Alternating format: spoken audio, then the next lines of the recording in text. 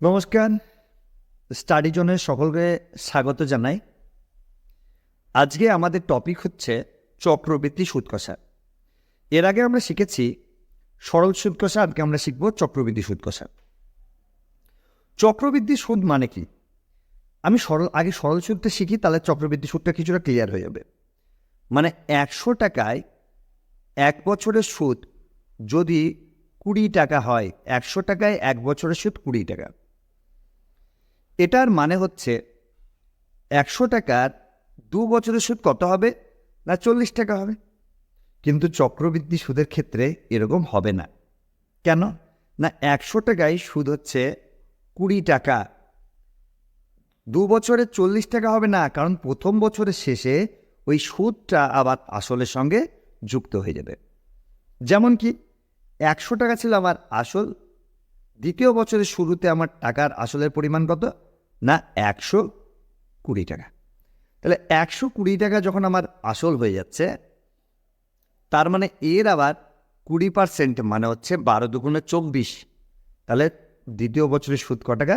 না 24 টাকা। তাহলে মোট সুদ কত হচ্ছে? 44 টাকা। কেন? না 20 আর 24 যোগ করলে 44 হয়। এটা এবার অঙ্ক কিভাবে করব, আগে সেই প্রশ্নে আসি। অঙ্ক দুভাবে করা যায়। এক হচ্ছে ভগ্নাংশ মেথড বলা হয়, আর একটা সিম্পল গুণ পদ্ধতি। কীরকম একটু ছোট করে আলোচনা করি। যেমন প্রথমে আসছি ভগ্নাংশ পদ্ধতি। যেমন তোমরা সকলেই জানবে যে 10% মানে কি গো? 10% মানে হচ্ছে 10/100, মানে 10/100 মানে কি? 1/10। 10/100 মানে হচ্ছে 1/10। এরকমভাবে যদি 12.5% হয়, 12.5% মানে হচ্ছে তাহলে 1/8। বেশিরভাগ ক্ষেত্রে এই অঙ্কগুলো 2 বছরের ক্ষেত্রে বেশি আসে কম্পিটিটিভ এক্সামে। আমরা সবই শিখবো, তো 2 বছরেরটা আগে শিখে নিই।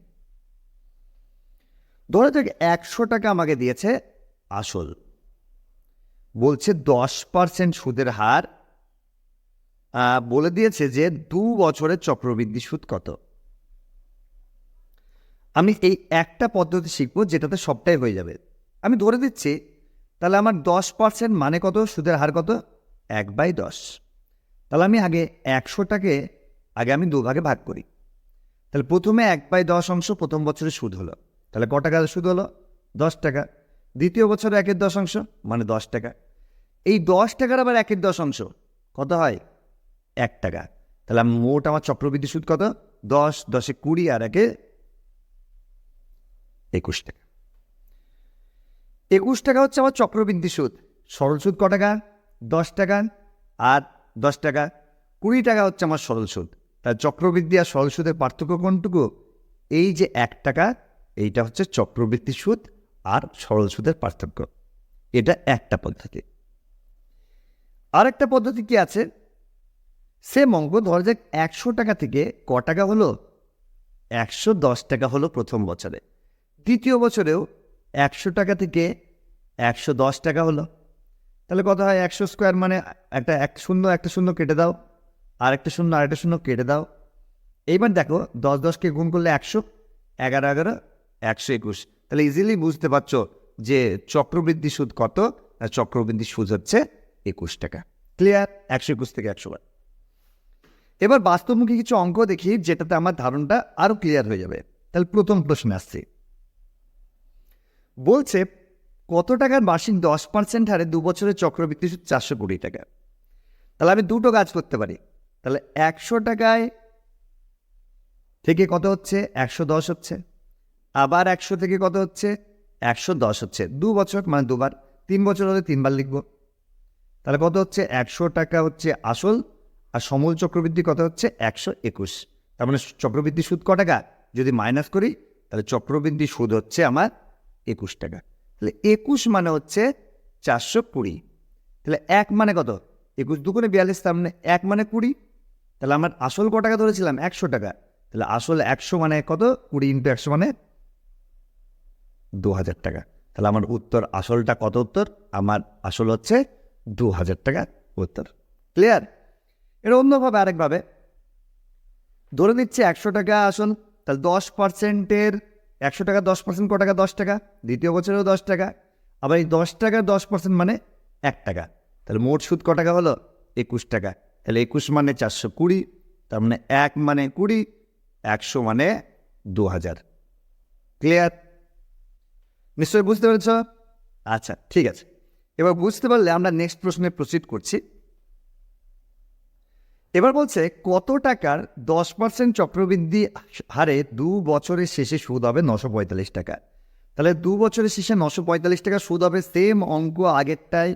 যারা উত্তর করছো বা যারা দেখছো তারা অবশ্যই উত্তরে আমাকে কমেন্টে জানাও যে আনসারটা কত হবে, আসলের পরিমাণটা কত হবে, মিলছে কিনা একটু জানিও আমাকে। নেক্সট প্রশ্ন, 6000 টাকার 2 বছরে চক্রবৃদ্ধি সুদ 615 টাকা হলে সুদের হার কত? এই অঙ্কটা আমি একটু রিভার্স করবো। আমাকে স্ববৃদ্ধি মূল মানে সমূল চক্রবৃদ্ধিটাকে বের করে দেবো। তাহলে আমার আসল ক টাকা? 6000 টাকা। সুদ কত টাকা? 6600, মানে সুদ হচ্ছে 615 টাকা। তাহলে মোট কত হচ্ছে? 6615। একে আমি পি দিয়ে ভাগ করে দেবো, মানে আসল দিয়ে ভাগ করে দেবো। কেন ভাগ করবো সেটাও বলছি। এইবার কাটাকাটি করবো। কত দিয়ে কাটাকাটি যায়? প্রথমে 3 দিয়ে যাবে, 3 দুগুণে 6, 3 দুগুণে 6, 3 শূন্য 0, 3 5 15, আবার 3 দিয়ে যাচ্ছে, 3 দিয়ে 2000, আবার এবার কত দিয়ে যাবে? এবার 5 দিয়ে যাবে, 5 দিয়ে 400, 5 দিয়ে 5 4 20, 5 4 20, 5 1 5, তাহলে 441/400, 441/400। তাহলে এটা কত বছরে বলেছে? 2 বছরে বলেছে।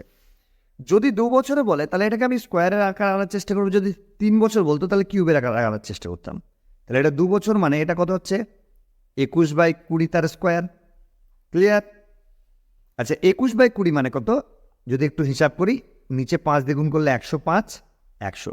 তাহলে একটা জিনিস একটু ভেবে দেখো, তাহলে 105 থেকে কত 100 থেকে কত হচ্ছে? 105। তার মানে কত পার্সেন্ট সুদের হার বাড়ছে? 5 টাকা সুদ বাড়ছে। তার মানে সুদের হার কত পার্সেন্ট? 5% আনসার। তাহলে উত্তরটা পেয়ে গেলে 5%, ইজিলি করা যায়। যদি না বোঝো আমাকে কমেন্টে জানাও, আমি আরেকবার যদি পারি অন্যভাবে বোঝানোর চেষ্টা করব। এবার নেক্সট প্রশ্ন বলছে চক্রবৃদ্ধি সুদে কোনো আসল 4 বছরে দ্বিগুণ হয়, কত বছরে 4 গুণ হয়? এই অঙ্কগুলো তোমরা মুখে মুখে করতে পারবে। দেখো, দ্বিগুণ মানে আমি লিখলাম 2, ঠিক আছে? কত গুণ হচ্ছে? 4 গুণ, মানে 4। এরকম প্রশ্ন থাকে, 4 থাকলে তাহলে 8 থাকতে পারে, 8 না থেকে 16 থাকতে পারে। তাহলে আমি একটা করে দিচ্ছি।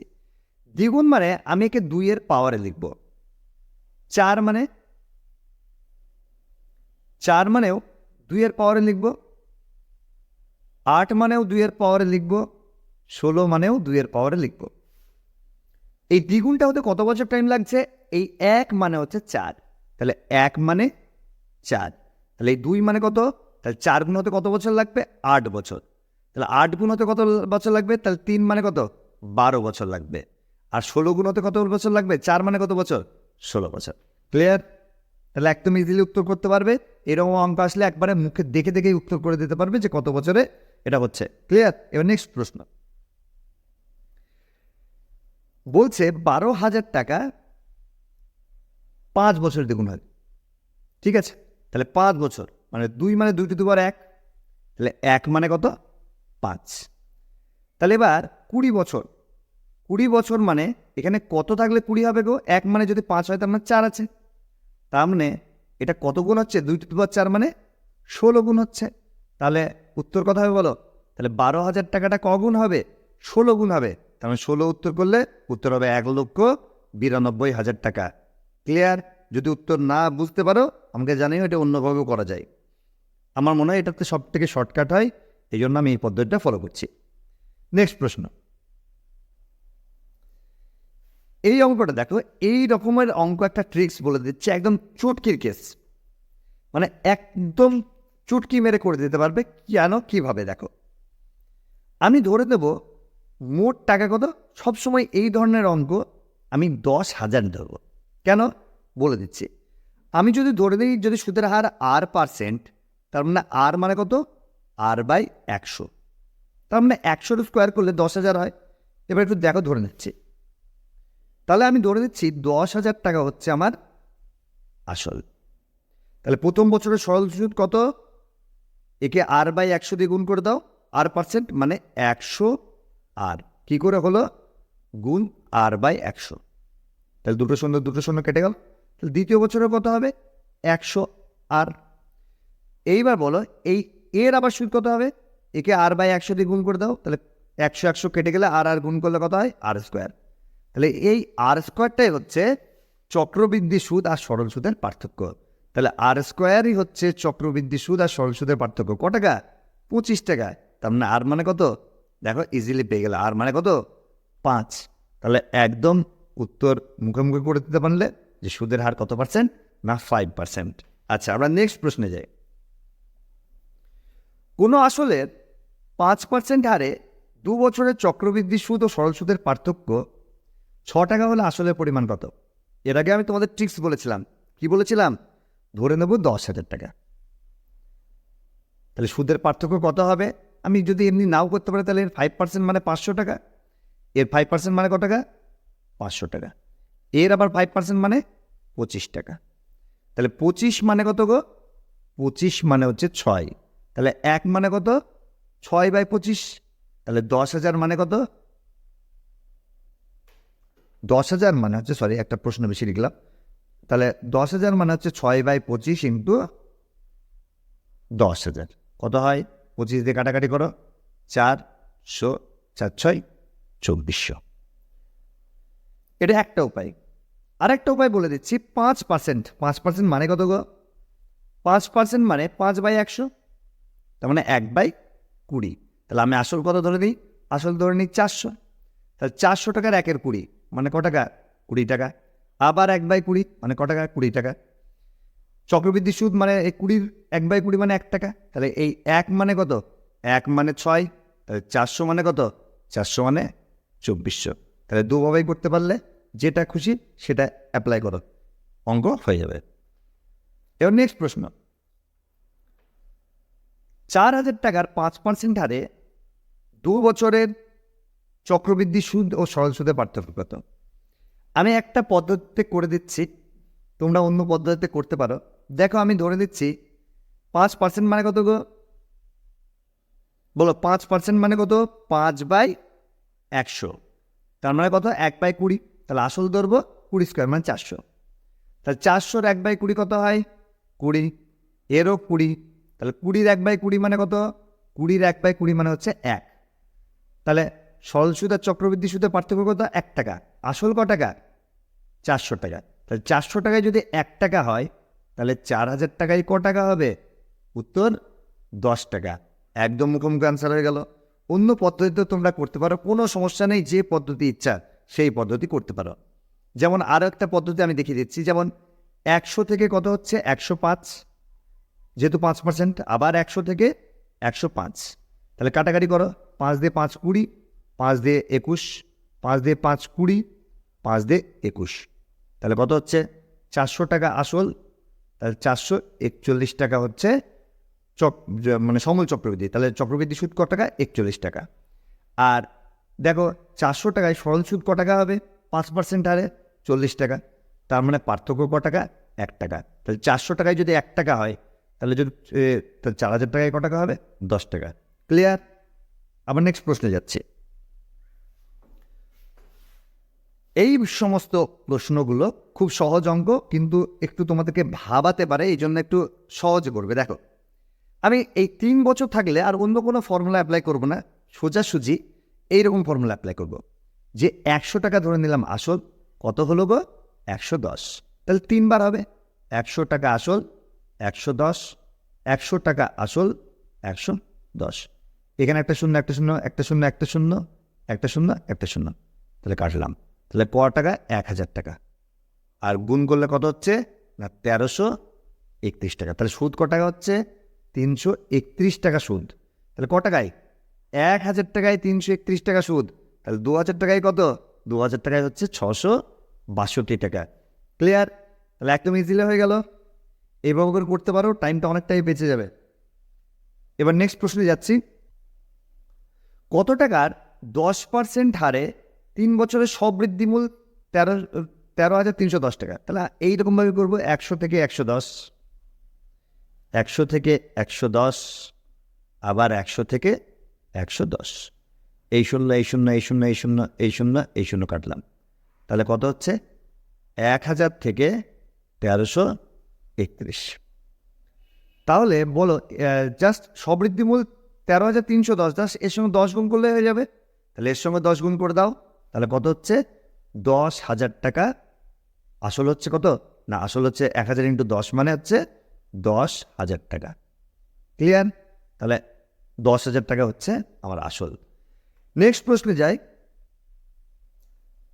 কিছু পরিমাণ টাকার 3 বছরের সবৃদ্ধিমূল 800 টাকা এবং 4 বছরের সবৃদ্ধিমূল 840 টাকা হলে সুদের হার কত?